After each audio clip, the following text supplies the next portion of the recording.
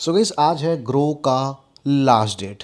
Grow IPO का last date ऐसे time पे है जब स्टड आईपीओ लॉस में लिस्ट हुआ है। अब कहीं ना कहीं जो लोग पहले तैयार थे स्टड के 3-4% के छोटे लॉस की वजह से और लेंस कार्ड के गिरते हुए प्रीमियम की वजह से थोड़ा सा दूरी बना सकते हैं या कंफ्यूजन क्रिएट हो सकती है। तो ऐसी कंडीशन में इस वीडियो में हम करेंगे डिटेल में चर्चा ग्रो आईपीओ के बारे में। कोई रिव्यू नहीं है, ये है फाइनल डिसीजन। डिटेल में करेंगे तो अभी वीडियो छोटी रहेगी, अंत तक देखना ताकि सारी चीज़ें समझ में आ सके। इसमें आपको मैं ग्रो का कैश फ्लो ही बताऊंगा जो लास्ट वीडियो में कवर नहीं कर पाया था। ठीक है, तो हमने डिटेल्स को स्टार्ट करो उसके पहले आपको बता दूं कि गाइस हम एक सेबी रजिस्टर्ड एडवाइज़र नहीं हैं। जो भी इन्फॉर्मेशन यहाँ पे दी जाती है वो एजुकेशनल पर्पज से, इन्फॉर्मेशनल पर्पज़ के लिए होती है। ये रिफ्लेक्ट करता है मेरा पर्सनल ओपिनियन, मेरी तरफ से कोई भी रिकमेंडेशन नहीं है। तो कुछ भी डिसीजन लेने से पहले एक बार अपना रिस्क एनालाइज करने के बाद ही डिसीजन लें और पॉसिबल हो तो अपने फाइनेंशियल वाले से सलाह जरूर लें। तो अपनी डिटेल्स को वापस हम स्टार्ट करते हैं ग्रो के बेसिक डिटेल्स से। आईपीओ आज क्लोज जाएगा वो बता ही दिया है। जो प्राइस बैंड वो 100 रुपीज़ पर शेयर का है। लग तो रहा है सस्ता, बट एक्चुअल में 2 रुपये इसका फेस वैल्यू है जो कि 10 होता है। ठीक है, तो यहाँ पे ये जो प्राइस है वो एक्चुअल में वो 500 का आप मान सकते हो। साइज जो वो भी बड़ा है 6632.30 करोड़ का। इसमें फ्रेश इशू भी है लेकिन मेजर पार्ट ओएफएस है तो ये भी नेगेटिव है। ठीक है, और प्राइस की बात करूँ तो प्राइस आपको मैंने पहले ही बताया था कि हाँ महंगा है। रिव्यू वाली वीडियो में आई होप आपने रिव्यू की वीडियो देखी होगी। अगर जो रिव्यू की वीडियो मिस करते हो तो प्लीज़ देखा करो। एक बार आप चाहो तो रिव्यू की वीडियो देख लेना, यहाँ पे बहुत ज़्यादा डिटेल्स एक्सप्लेन नहीं करूँगा। जो उस वीडियो में बताया है वो इसमें नहीं बताऊँगा। तो रिव्यू की वीडियो का लिंक डिस्क्रिप्शन में है, जरूर चेकआउट कर लेना। ठीक है, बिजनेस वाइज आप सभी को सब कुछ पता ही है, फाइनेंशियल डेटा वाइज भी आपको सब कुछ पता ही है। कंपनी ठीक कर रही है। जो थोड़ा बहुत प्रेशर देखने को मिला हमें वो जनरली मार्केट के सभी प्लेयर जो हैं, सिमिलर पीयर जो हैं, सब में देखने को मिली है। इवन उनके से बेहतर हमें इसमें देखने को मिली है। और अगर जो इंपॉर्टेंट इंडिकेटर्स देखें तो आर.एन.डब्ल्यू, पैट मार्जिन, एबिटा मार्जिन, हर चीज़ काफ़ी हेल्दी नज़र आ रहा है। अगर जो पेयर कंपैरिजन करने जाएं तो स्लाइटली आप ग्रो का प्राइस स्लाइटली हायर साइड कह सकते हो। अब जो मैं आपको कैश फ्लो की बात बता रहा था, यहाँ पे देख सकते हो आप इनका क्वार्टरली रिजल्ट 2022, ये पूरा डेटा यहाँ पे भी है, मतलब वही फाइनेंशियल डेटा ही है। ठीक है, बैलेंस शीट भी आपको चेकआउट करना है तो यहाँ पे कर सकते हो। मैं कैश फ्लो की बात कर रहा हूँ। जो कैश फ्लो है ना, एक्चुअल में 3 चीज़ें होती हैं। एक तो ऑपरेटिंग एक्टिविटी, मतलब जिस बिजनेस में है उसके ऑपरेशन से क्या पैसा बन रहा है। ठीक है, उसके बाद होती है इन्वेस्टिंग एक्टिविटी, मतलब जो इन्वेस्टमेंट कर रखी है बिल्डिंग एंड ऑल में जो इन्वेस्टमेंट है उससे क्या पैसा बन रहा है। ठीक है, जैसे मान लो गोल्ड ले लिया, शेयर्स कहीं ले लिए, इस टाइप की चीज़ें। और एक होती है फाइनेंसिंग एक्टिविटी। ठीक है, तो यहाँ पे इन तीनों से तो एक्चुअल में 2025 का जो नेट कैश फ्लो है वो हेल्दी दिख रहा है। बट जो ऑपरेटिंग एक्टिविटी है उसमें देख सकते हो 962 करोड़ का नेगेटिव है। अब इसको मैं एग्जैक्टली बिजनेस में नेगेटिव है ये नहीं कह सकता, दूसरी वजह से नेगेटिव है, ये आप चेकआउट कर सकते हो। बट है तो बिजनेस का ही पार्ट, तो वो एक दिक्कत है। तो ये भी एक नेगेटिव पॉइंट काउंट करके चल सकते हो। और जो इनका प्रॉफिट है उसमें भी कुछ 150-60 करोड़ का एक्स्ट्रा पैसा आया है। ठीक है, तो ये चीज़ आपको पता होनी चाहिए थी, इसलिए मैंने बता दिया आपको। अब फाइनली आ जाते हैं कि ग्रो में हमें करना क्या चाहिए।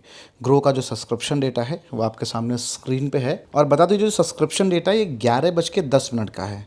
ठीक है, इसके बाद का सब्सक्रिप्शन डेटा मैं आपको नंबर से बता दूंगा तो आप कहीं भी चेकआउट कर सकते हो, या कोशिश करूँगा कमेंट सेक्शन में आपको अपने टेलीग्राम और व्हाट्सएप चैनल का लिंक देने की, जिससे आप वहाँ पर जुड़ के जो लेटेस्ट सब्सक्रिप्शन डेटा है वो देख सकते हो। वहाँ पे शेयर करते हैं मार्केटिंग न्यूज़ और बहुत सारी चीज़ें। ठीक है, और अगर जो कमेंट में वो शेयर नहीं कर पाया तो आपको मैं वेबसाइट का नाम लिख के दे दूंगा जहाँ पे आप चेकआउट कर सकते हो। तो कमेंट सेक्शन जरूर चेक करना और भाई वीडियो को लाइक भी करना और कमेंट करके बताना जरूर कि आप इस आईपीओ में अप्लाई कर रहे हो या कर रहे हो इग्नोर। अब लास्ट जो इसका डिसीजन वो आपको बता देता हूँ। तो सब्सक्रिप्शन डेटा आपके सामने ही है, देख सकते हो 11:10 तक 2.48 टाइम सब्सक्राइब हुआ है और 9028.36 करोड़ रुपीज़ डाले गए हैं टोटल में। ठीक है, रिटेलर्स कैटेगरी में देख सकते हो 6.37 टाइम सब्सक्राइब हुआ है और 4222.49 करोड़ रुपीज़ डाले गए हैं। एचएनआई कलेक्टिवली देखें तो 4.29 टाइम सब्सक्राइब हुआ है, 4268.27 करोड़ रुपीज़ डाले गए हैं। क्यूआईबीस 0.27 टाइम हुआ है, 537.60 करोड़ रुपीज़ डाले गए हैं। तो अभी क्यूआईबीस ने बहुत ज़्यादा पैसा नहीं डाला है। रिटेलर्स ने मुझे लगता है कि अपनी कैपेसिटी का 50% डाल दिया है। अगर जो सब्सक्रिप्शन बहुत अच्छा होता है ऐसी कंडीशन में रिटेलर्स और पैसा डालेंगे। अल्ट्रा एचएनआईज भी डाल सकते हैं, लेकिन मेन भरोसा है क्यूआईबीस का। क्यूआईबीस और अल्ट्रा एचएनआईज का, मतलब बिग एचएनआईज का, ये पैसा डाल सकते हैं अच्छा खासा, बिकॉज ये एक ब्रोकर फर्म है, मतलब इसका जो बिजनेस है वो उनके लिए कहीं ना कहीं थोड़ा सा अट्रैक्टिव हो सकता है। अगर जो अट्रैक्टिव नहीं हुआ तो सीधे सीधे आईपीओ इग्नोर किया जा सकता है। साइज़ के हिसाब से इस आईपीओ में मतलब मान लो 45-50 हज़ार करोड़ रुपए तो आने ही चाहिए करंट कंडीशन में, क्योंकि मार्केट भी थोड़ा सा नेगेटिव हो गया, लिस्टिंग भी स्टार्ट वाली ख़राब हो गई, और जो लेंस कार्ड की ख़राब हुई तो और ज़्यादा ख़राब हो सकता है। ठीक है, तो 45 से 50 हज़ार करोड़ रुपए मिनिमम आने चाहिए। अगर जो सेफ की बात करूँ, मिनिमम मतलब कि यहाँ पे रिस्क है, सेफ की बात करूँ तो 60,000 करोड़ और 70,000 करोड़ प्लस होना चाहिए। जितना ज़्यादा हो उतना ही बढ़िया।